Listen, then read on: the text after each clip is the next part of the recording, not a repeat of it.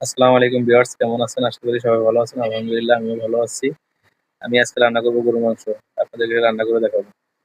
যাই হোক, আমি ১ কেজি গরুর মাংস নিলাম এবং কি ১ কেজি প্রেসার কুকারের একটা ভালো পাত্র নিলাম। পাত্রতে আমি গরুর মাংসগুলো রাখলাম। রাখার পরে এখানে ভালো করে চিপে এবং কি পানিটা ফেলিয়ে তারপরে দেখা গেছে গরুর মাংসটা রাখলাম। রাখার পরে দেখা গেছে এর ভিতরে দিয়ে দিব আমি পেঁয়াজ কুচি। এখন দিয়ে দিব এখানে পেঁয়াজ কুচি।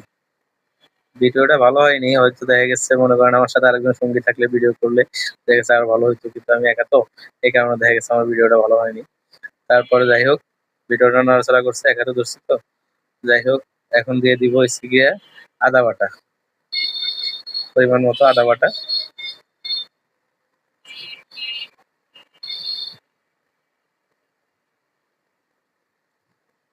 তারপরেও দিয়ে দিব রসুন বাটা।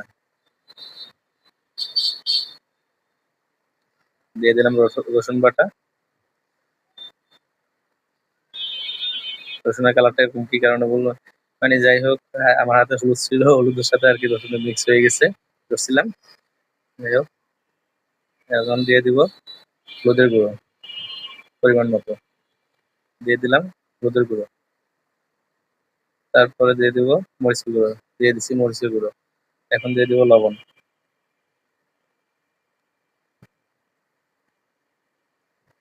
দিলাম লবণ পরিমাণ মতো।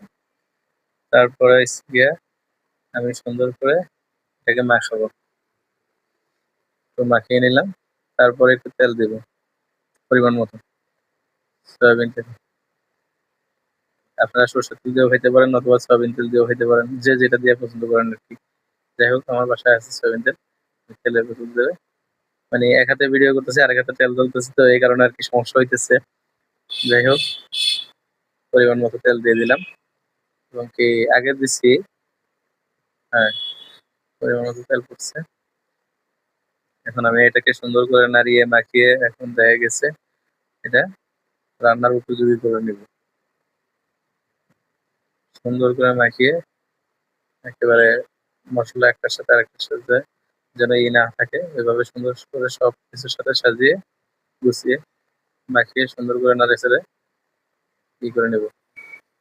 ওকে, দেখতেছেন আমি কিভাবে লাগতেছি এবং কি এক হাতে ভিডিও এবং কি আমার পাত্রটা ঘুরতেছে। যাই হোক, আমার মাখা শেষ। এখন কি করবো? আমি ঢাকনা লাগাবো।